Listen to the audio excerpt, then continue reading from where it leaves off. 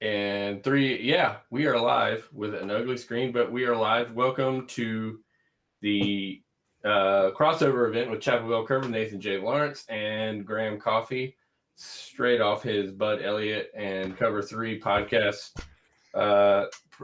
Exciting breakdown of Can Kirby recruit, or actually develop. So if you haven't seen that, check that out. And we're back. You know, we screw up the opening. This is what we do, right?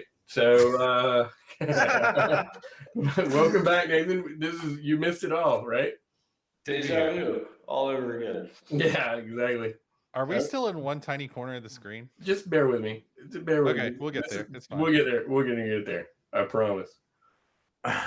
Keep talking. This is your okay. voice. So yeah, we're here tonight to talk about some defensive positions and alignment that happen within the Kirby Smart defense. We are all full screen now as well. So hashtag big things happening. That's for UGA Mafia right there. Dawg Sports Live. No, you're good. All right. So yeah, I mean, basically what we want to talk about, right, is Georgia is known. Georgia, Kirby Smart, Nick Saban, a lot of these kind of high reputation defensive coaches in modern college football are known for running 3-4 defenses with three down linemen and 4 linebackers. But if you watch a lot of their teams play, you see more than 3 linemen down, and you see these other guys that are floating around, and they're kind of linebackers, and they're kind of safeties, and they're kind of defensive backs, and we're not really sure what exactly they are.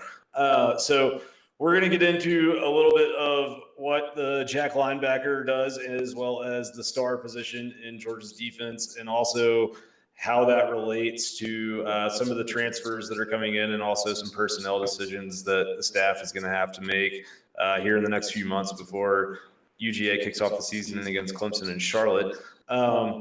Nathan, start us out a little bit. Tell us, tell us about the jack. Yeah, well, thanks for having me on, guys. First time caller, long time listener. So a lot of what we think of as the spread offense is predicated on the idea of putting both vertical and horizontal stress on the defense.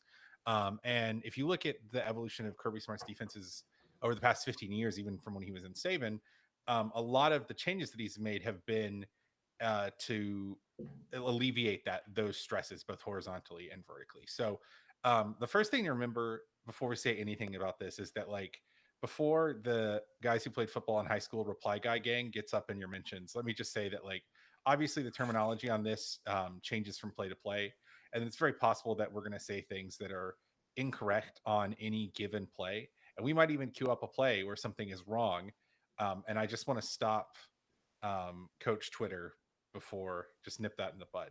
But generally speaking, in Kirby's offense, and this is kind of true in Saban's offense, or defense rather, in Kirby's defense and as well as Saban's defense, there is a hybrid defensive end / outside linebacker called the jack. Now, generally speaking, at the snap, the jack either looks like a defensive end or an outside linebacker. Responsibility wise, he's playing. Oh yeah, you can see we have sort of this is Kirby's sort of, like, I guess what you would call nickel defense when he has 3 cornerbacks in the game. That's a little bit more complicated than it used to be, and we'll talk about that in a second. Apologies for the handwriting in advance. Yeah, it's better. I love the handwriting. Come on. Yeah, so this is Kirby's default mint defense, which is tight front alignment, and we're not going to talk about tight front alignment tonight, but we could. But the thing to remember about the jack is that at the snap, what the jack does looks like either a defensive end or an outside linebacker, right? And what having a hybrid positional role does, it gives him flexibility in terms of planning and responding to what he's seeing in front of him, right? So a lot of times you will see the jack. Aziz Ojulari played the jack a lot of the time last year. Generally, the jack lines up to the strong side of the formation on the tight end, or if there's no tight end, he lines up basically opposite of the running back. So in the path of what a running back would run across a formation for an outside run. And, a lot of times what you'll see is that Aziz would just put his hands down and he would just look like a defensive end, or he would just stand up and go into like flat buzz zone and look like an outside linebacker, right? But the point of the jack is not that there's some like super secret hybrid new football thing. It's that you have the flexibility to respond to a variety of situations, right? And I think we have a pretty good play here. If you can queue up here, I think, Josh, if you can give me like 33, and just like go to the beginning of this play. So is this yeah, so you can see we have a strong formation over here to Aziz, and what you'll see is, and he's on, I guess, like the close side of the screen. And what you can see is he has sort of the responsibility to look into the backfield here. He's going into a stunt, but he's still keeping his eyes up. So while he is pass rushing, you can tell, like, even just with the eye lines, that he is sort of like looking into the backfield for what's called the mesh point. A lot of spread offenses, and this isn't on this play, but there's another play that we have, I think 34. There's another play where this happens. A lot of offenses try to confuse the defense by faking a handoff or running an RPO where the quarterback either pulls the ball or passes off at the last second. And so part of the Jack's responsibility and the Stars' responsibility in Georgia's defense is to watch for the mesh point. And so you'll see in a lot of these plays that there will be like eyes. Here's 34, by the way. Yeah. So this is a great example. So can we just like roll this back just the first few seconds here? So it just pause it right there. So at the snap, we've got 4 down linemen or pre-snap, and you'll see he motions off the running back on Aziz's side. And at that point, since there is a running back and the formation's unbalanced, there's one running back, Aziz becomes the Jack, right? You can see he pops up from his stance and he's not going to go downhill anymore. And so like at that point, he's just functioning as an offensive or an outside linebacker. He's trying to rush the passer. But that's what that multiplicity does. It's not that it's really a thing about it's terminology and organization more than it is like some super special secret move, right? It's the ability to have flexibility, right? A lot of spread offenses, what they do is they read the guy on the end of the line of scrimmage, and they try to basically make that guy wrong. So if he goes inside, they go outside. If he goes outside, they go inside. That's a gross oversimplification, but that's basically what they're doing a lot of time. And when you give somebody like Aziz, who is a great example of like a modern Jack linebacker, when you give him the flexibility to respond to what's happening in the play as it happens, you make him wrong less often, right? And that's sort of what the Jack does. Yeah, and I mean, I think what's interesting with a guy like Aziz and a lot of these kind of modern guys that are playing with the hands in their dirt is like they are listed as outside linebackers on their roster, but they really are not outside linebackers in a lot of ways. Like they're much more an edge, and I think that's kind of how the NFL and PFF and a lot of these sort of higher-minded websites and teams will classify these guys. And there are the skill sets that you want of an outside linebacker, and a lot of these guys are the size of the outside linebacker. But yeah, I mean, I think the misnomer a little bit with a guy like Aziz is you see him lining up with his hand in the dirt or on the end of the line. I think something like 97% of his snaps last year. At one point, he did line up at wide corner, and I don't know why, but that happened. But yeah, I mean, I think the average like watcher of football at that point probably sort of like puts him in a box and classifies him as a defensive end. And I think the reality, and I think what you illustrated really well just here is like there's a lot more decision making involved with that than just like go get the passer or go get the ball. Like Malik Herring, who was playing on the opposite end of the line as a true defensive end, like his job is much more going to be get uphill and rush the passer or stuff a run lane. Yeah, exactly. So who's going to be our Jack linebacker and this position, and how important is it for 2021? I mean, probably Nolan Smith. Yeah. I mean, I agree. I think the thing about the Jack to understand is that like the star is actually way more complicated in many ways, because sometimes the star looks like a cornerback and sometimes the star looks like an outside linebacker. Right. Pretty much the Jack looks like a guy. He looks like an edge. Like I think that NFL reference is very right. Like it's very rare that he's going to take a coverage. Now, I will say I don't want to get too in the weeds here, but a lot of modern run offenses are predicated on the outside zone, right? So the outside zone is a play where the whole offensive line a lot of the time will come downhill towards the tight end, right? So one of the things the Jack has to do is if he's lined up in front of the tight end, the strong side of the formation, and there's a play coming to his side, he doesn't necessarily have to make the tackle, but he has to know he has to contain and wait for the guys to come downhill outside of him or inside of him, right? So he has to shut a block, and then like be in the space and try to like occupy that cutback lane if it's going way outside. And that's people talk about why Adam Anderson doesn't get more play, and it's because that's not really something Adam Anderson can do.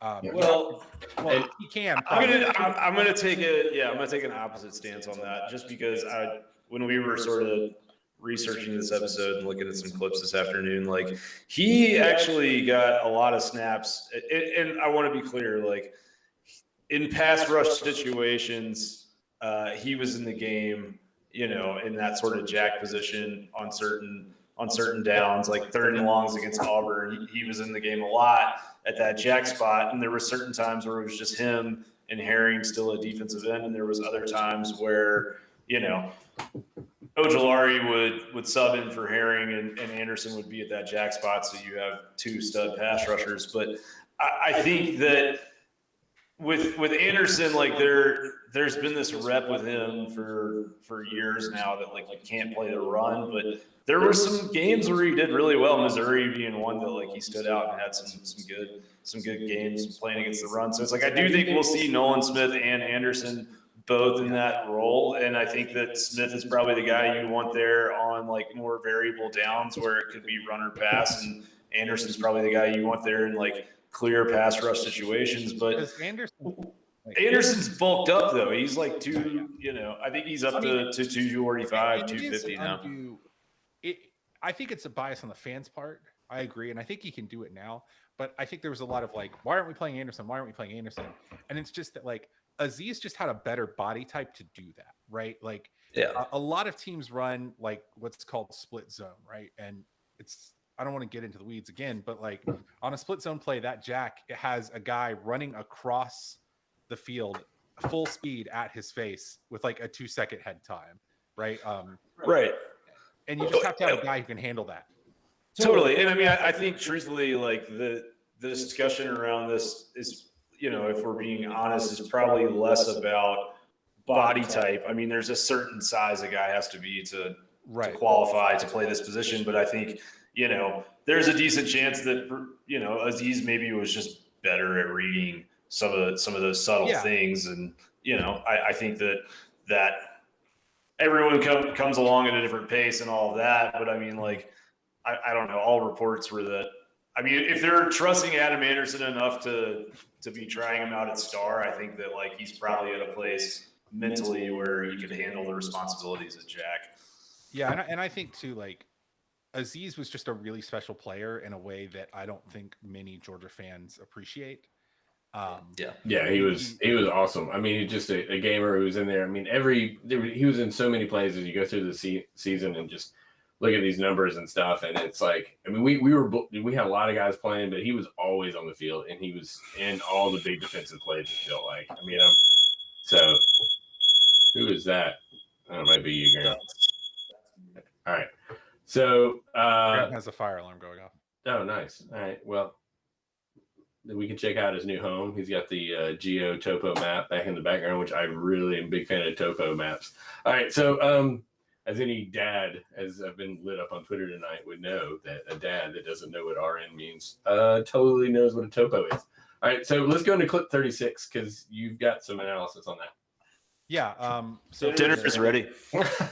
Here's clip 36. Okay, so this is a really good example. So if you want to just run the first few seconds of this before the snap, and then I just want to talk you through what's going on here. So you can see in this play, we don't really have a strong side of the formation, right? It's an even formation, and normally the jack wants to be on the opposite side of the running back. And what's really this is sort of like where we're talking about that multiplicity of assignment, like how he can do different things. And this is one of the few times where the jack is going to go into coverage. What you'll see is that we go from like this really cluster, like 6 men on the line, and then we bail out. And at the last second, I think it's 17, who's the jack on this one, rolls out into coverage, and the star on the opposite side of him comes in. And this is like a really common delay blitz. Graham and I were reading some like real inside football stuff about Kirby Smith's defense, and this sort of like it was sad. This sort of jack star switch where the you can see 19, who is the star, and we'll talk about that in a second, comes in, and then 17 bails out into that like middle zone coverage. That is that's really hard to read for an offensive lineman, because that action you'll see is happening as the snap happens, right? So now it's like we have to figure out and set, and then we have a late blitz coming in, and then also that guy bails out and covers the middle, right? And so a lot of what the jack does, and you were talking about like Aziz was good at reading that stuff.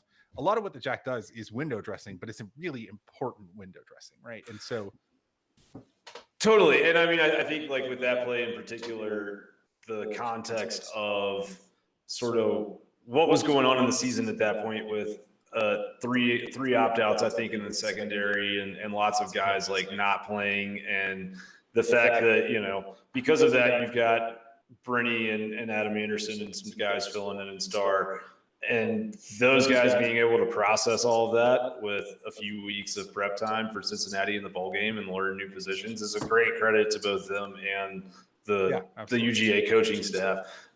So I mean, kind of, you know, I think that plays sort of a good transition into like talking about the star. And Josh, if you don't mind throwing up that other chart, that other kind of alignment chart with the personnel on there. So I mean, like at this point, basically Georgia's going to switch into a dime package when the offense is going to bring more receivers onto the field and more, you know, tight ends, receivers, passing threats, whatever you want to call them. So the star, which is also kind of known as a nickel corner in a lot of terminology, like they're going to come in and replace like that Sam linebacker. So in that situation, you know, your Nolan Smith or Adam Anderson at times last year is coming off the field, and your Tyreke Stevenson or your Mark Webb is coming on the field. And the other thing that's going to happen, and we're not going to talk too much about the money, but you're going to bring on what's called the money linebacker. And so this is the first chart you're showing. Show that the dime personnel chart if you can, Josh. There you go. Yeah. So if you see where it's highlighted there, those are the guys that we're kind of talking about. So for Georgia's 2021 defense, like that star is probably going to be Tyreke Smith, and that money linebacker is probably going to be Quay Walker. Big guy, can run fast, can cover, can do a lot of different things, can come downhill against the run as well. Probably read the quarterback if he needs to. But yeah, so I mean, once that inside linebacker becomes the money player, he's always going to align kind of over on the weak side versus when you've got an even formation, 2x2 sets, and he's going to go to the strong side on 3-1 and 3x2 sets. So the star, and I mean, you kind of have some notes here, and we were talking about this on the phone yesterday. Like the star is a position that's changing, and you know, I honestly think at this point it may be the most important position on Georgia's defense. But like early in Smart's tenure, you know, you've got Maurice Smith that played that position, and he was basically a big DB, right? And then last year you had guys like Stevenson, kind of more of like a small linebacker, big safety. Yeah, totally.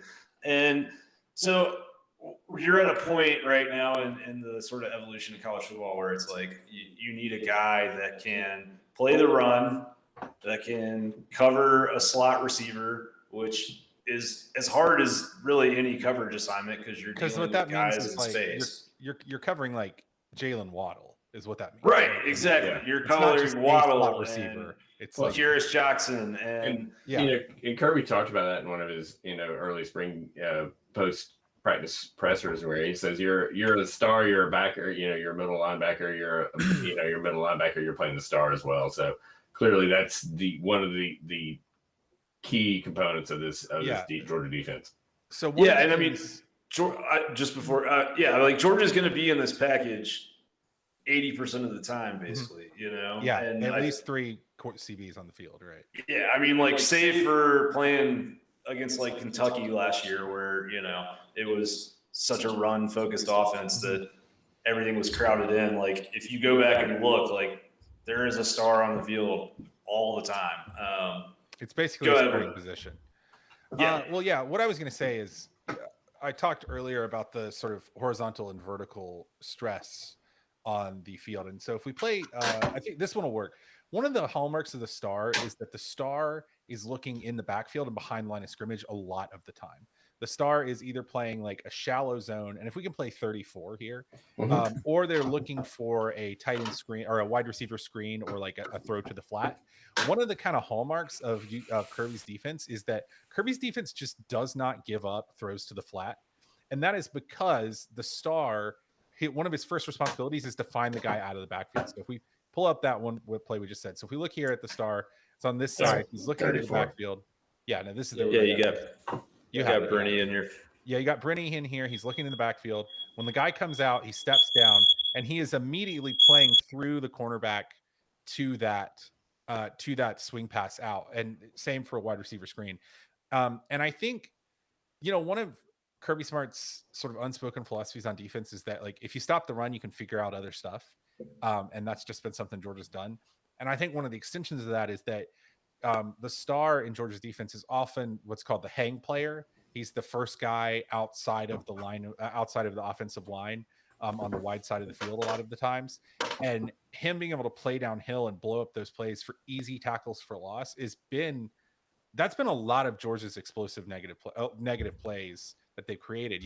If we're talking about like havoc rate or whatever, that a lot of Georgia's havoc rate is not sacks or interceptions. It's tackles for loss, swing passes, and wide receiver screens. And that is just something that is, and if, when Graham and I were talking about doing this, we were talking about, without getting too in the weeds or too into the minutia, if you're a Georgia fan, what is something you should be looking for when Georgia doesn't have the ball? And to me, that's one of those things. Like, if Georgia is getting easy negative plays on swing passes and wide receiver screens, we're going to be in a good situation a lot of the time. And that is, a lot of it is predicated on having a star that works. And I know, Graham, you have some sort of like PFF grading stuff to talk about in terms of personnel and star that I think kind of illuminates this. Yeah, like, I mean, you already like we sort of touched on, that slot corner sort of position, like you're facing the Jalen Waddles of the world. But I mean, in my personal opinion, just really, like, when you go back and kind of rewatch the bad moments of Georgia's season last year, Florida game and Alabama game, where things really kind of break down is not, the first and second corners against the first and second wide receivers. It's when you get into that third slot receiver or fourth receiver and the star, or, that fourth DB for UGA.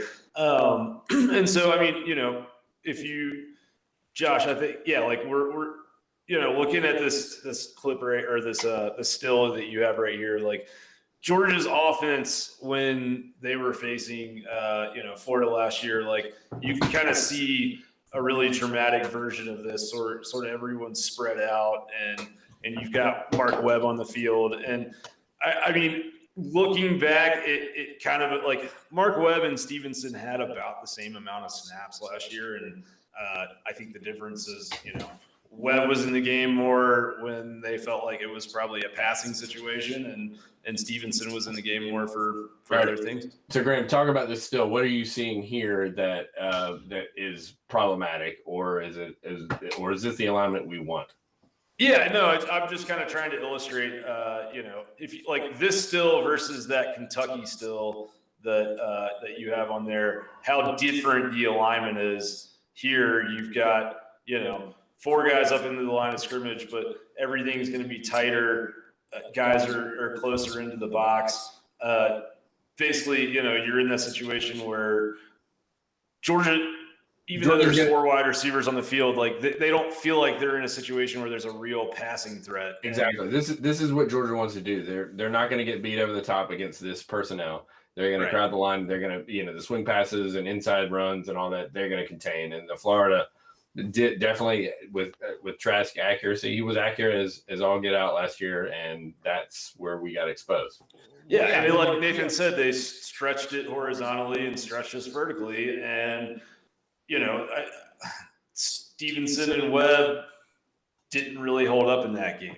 And that kind of was the difference. I mean, who are the guys? And I think this is this is something that we don't think about when we get into sort of like scheme Twitter and scheme talk, is that like schemes are inherently responsive to personnel, which is to say that like, who were the guys that our stars were lining up against last year, right? We were lining up against Kadarius Toney, Kyle Pitts, Devonta Smith, Jalen Waddle. Now, Smith was usually he was usually on the outside, but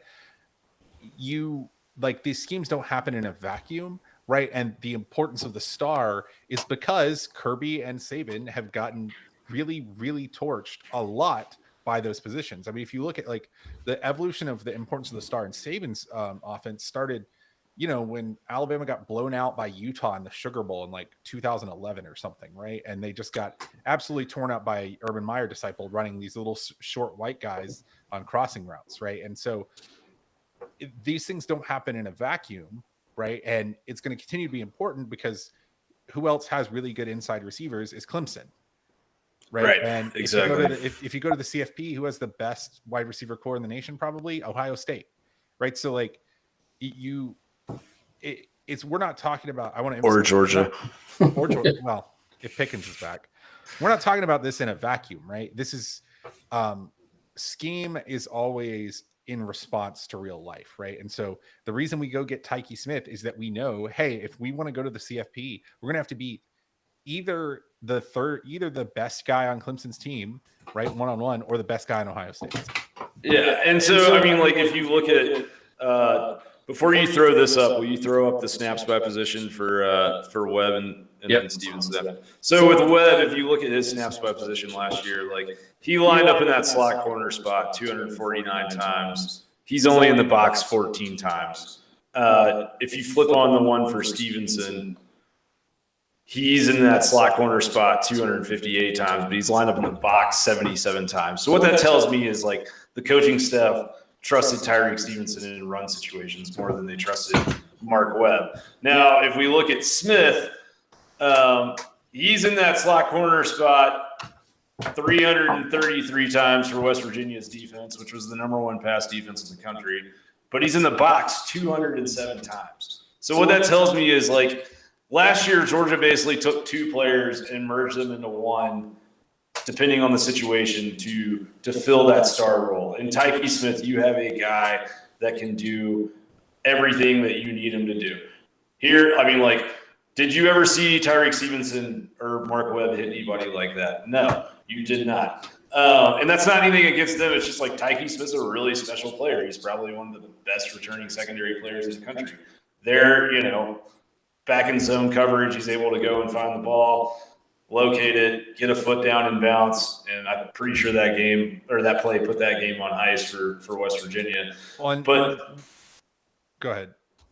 No, you're I was good. going to say one of the like highlights of a good star in Kirby Smart's offense is just the ability to like work through garbage, right? Working through these like sort of, I don't know what you want to call them, rub plays or whatever. Yeah, pick routes. Picks, like working through moving tight ends, working through wide receiver blocks. You can see here, he just has great anticipation, and just the guy doesn't even get a hand on it, right? And the ability to see that develop and identify. And I mean, here coming on the man in motion, it's like it's a lot of that stuff that you were mentioning earlier about eyes in the backfield and kind of being there on the edge of the box and that first guy sort of outside of the line that's close in. You see him playing there, and like West Virginia listed him. They had he's listed as a safety on PFF, but like West Virginia called him like not a rover, but something akin to that in their defensive scheme. But he's a star, and that's what he's going to play for Georgia more than likely. I think I mean, this is like a pretty hot take, and I'm not saying this is. I'm gonna try to like cool this take. No, I'm excited. Please. I'm gonna try to throw this take in the freezer for a little bit and not like get too ahead of myself. But if you take the 2017 season, even though it's 4 years ago, very different set of like offenses were different back then, defenses were different back then. Yeah. You have Roquan Smith, and he's just a guy that's just like running to the ball on every play because he just understands the defense well. I'm not saying that Tyreke Smith is going to be as good as Roquan Smith. I'm not. But what I'm saying is that in today's game, the star is the guy who can do that. I don't think the Mike or the money is the guy who does that in Kirby Smart's offense. Just can run to the ball, have 4 interceptions and 10 sacks or something stupid, right? Like that's not so much the Mike linebacker anymore, because that Mike, when the Mike switches over to the money and we go to dime defense, which we do quite a bit, a lot of what the money does in Kirby's offense is just like has a two-way go to the quarterback or to the ball carrier, which is impressive, but it's not necessarily what Smith was doing. And I think I'm just saying, I guess to make this as lukewarm as possible, Tyreke Smith could have a very, very special UGA season because positionally he's in the right place to do special stuff in today's game. Right. And I mean, I think that, with Stevenson, like you're probably like, it would not be unfair to watch this tape and say like body wise, just in terms of how he's built, he doesn't look too much different than Tyreke Stevenson did.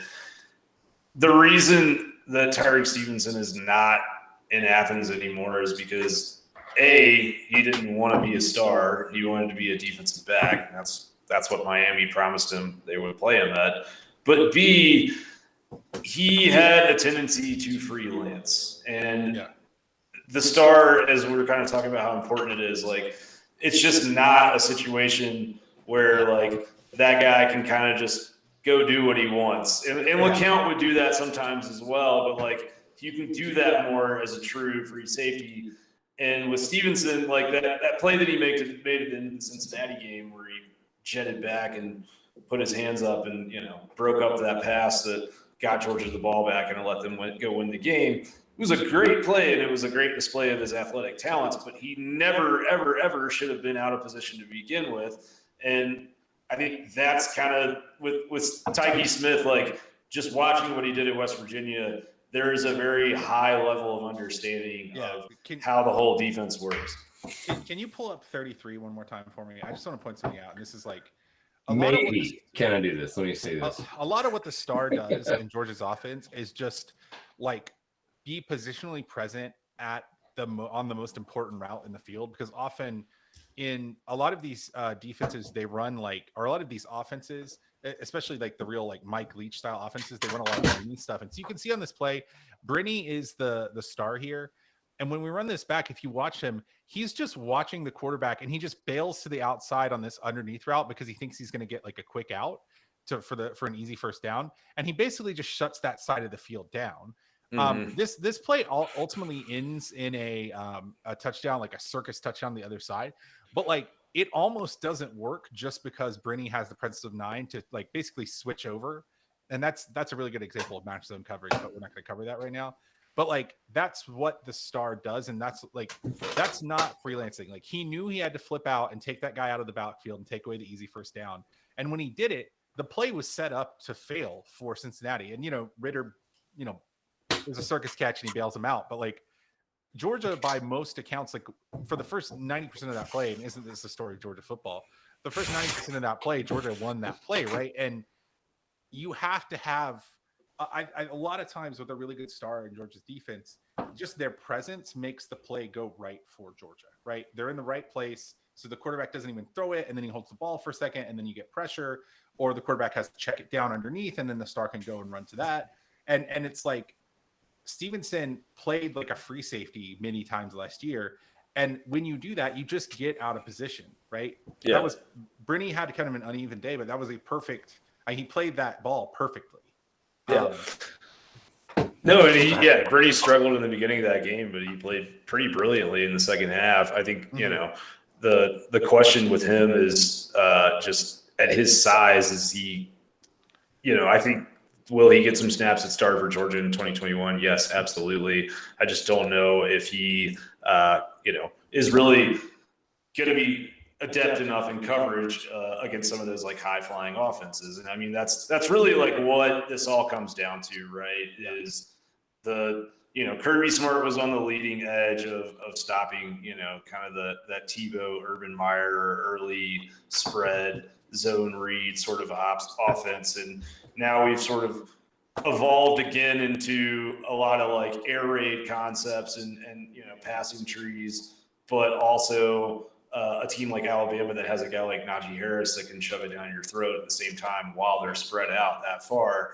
And, I think it'll be interesting because like we've seen, no one ever gives him credit for it, but like Kirby Smart, if nothing else, has learned from his mistakes over the course of the last 5 years, and it's like he hired Coley, he brought in Monken, there's a lot of instances where we have seen him sort of evolve, and every offseason it seems like he's trying to fix something, whether that's the receivers from 2019 to 2020. But it'll be interesting to see if obviously Georgia's thin at defensive back, and so what does that mean? Yeah, we didn't got Tyreke. We missed a kid that came out of Missouri for a couple weeks and went to Florida.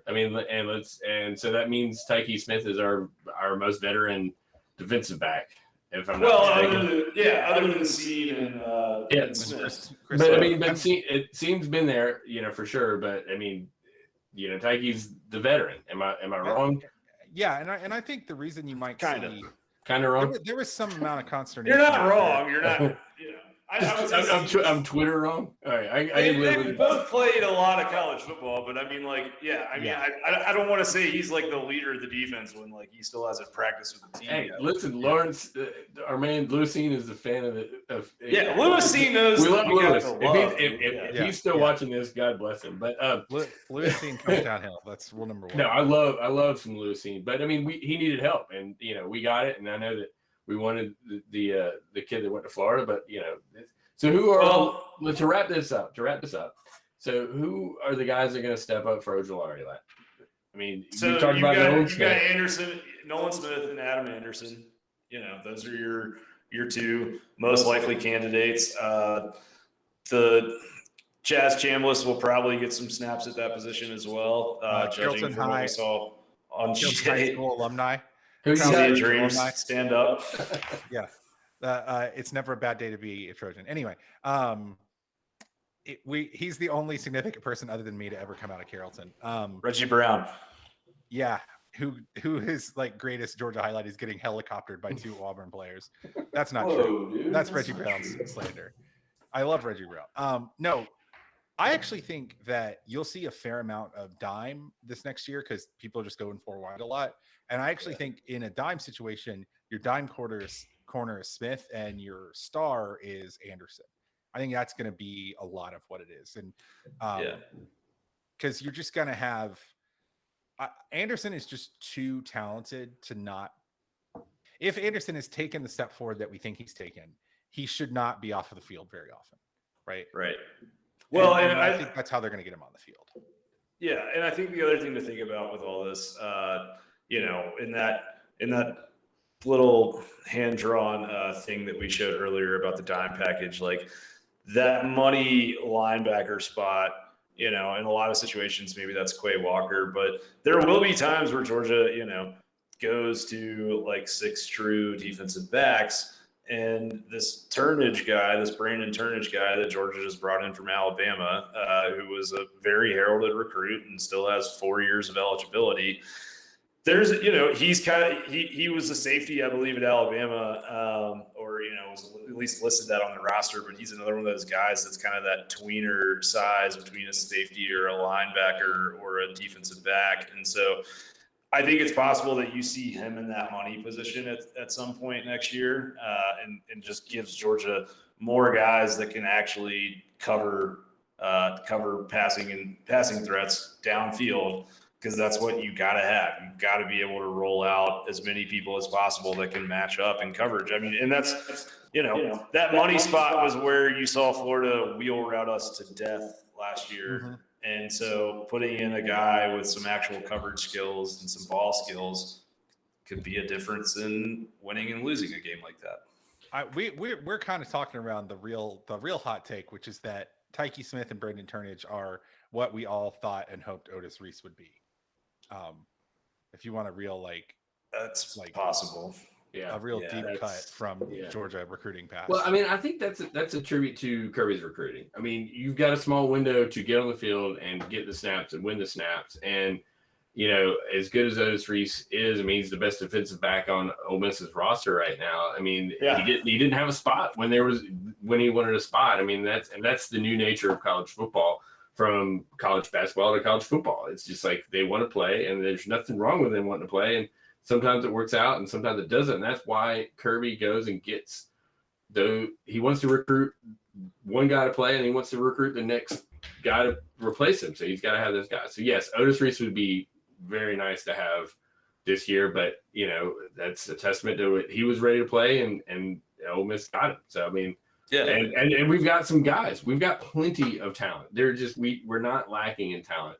And no, and I agree with you. And I think like the thing that's not being brought up in any of this conversation is like Georgia recruited a lot of talented coverage guys that are going to be true freshmen this year that are not on campus yet. And like, whether that's Nyland Green or David Daniel or somebody like that, like I definitely think that either of those guys are plenty talented enough that if they can come in and learn the scheme, that they'll see significant snaps, possibly even, you know, from the jump against Clemson. Because God knows, like, we're going to have to get tested. Some dudes against Clemson. We're going to get tested.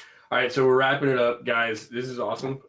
Nathan, thank you for coming on. Nathan is, if you don't know, the co-host of the Chapel Bell Curve podcast, which is absolute #1 favorite podcast of this guy.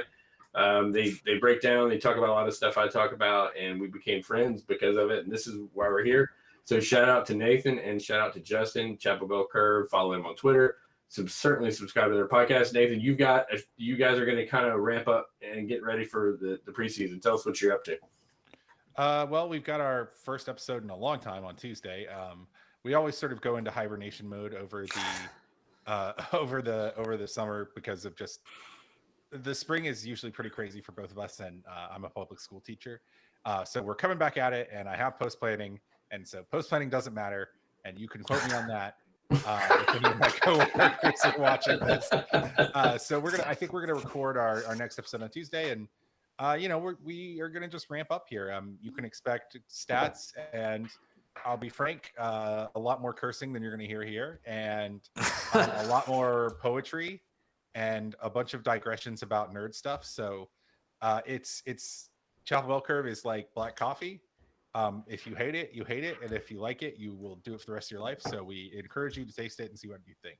All right. And Graham was on, and yeah, Graham is the columnist du jour, not du jour, columnist, period, point blank, on Dawg Sports. Follow him on dawgsports.com. He joined Bud Elliott this week, talked to continue to beat the dead horse of Kirby's development. We may not have mentioned that. We mentioned in the first open, but it was so I really want to just do a whole episode that's that, by the way. That's just I think we did that on the battle hymnal. So we may but no, seriously, but Graham is an awesome writer, and both these guys on Twitter are awesome. They give you content and humor, and they FTMF all the way through. So they will fight the Gators, and there it is. There's the FTMF right there. So guys, anything else you want to chime in about before we shut it down tonight? Well, I wanted to thank you, Josh. You can find him at Dawg_stats. Dawg is spelled exactly how you would think it would be. And no, you're the thing that makes this whole thing roll. You're the engine behind all the bells and whistles and lights, and none of it would be possible without you and your skills and insight and your levity. So just want to give you my appreciation. I just want to say that do the right thing is not good enough to make up for how much the Knicks suck. Oh, that was a good game. True. God, that was so good. Who says Atlanta's not clutch? Yeah. All right. Invented hip hop. Fight me. All right. Just wait till the end of Game 7. Guys, this is fun. We're getting the band back together. We're going to do more of this. Follow at Chapel Bell. Follow the Chapel Bell Curve on Twitter at Chapel Bell Curve, and Graham at Dawg Out West. I am at Dawg _stats, and I'm at Nathan J. Lawrence. And Nathan J. Lawrence. That's right. And Justin Bray. We can't forget Jay Bray, who is he's working. He's been quiet on the Twitter, but he's worth a follow. So, all right, good show, guys, and we'll be back soon. All right, go Dogs. Go Dogs.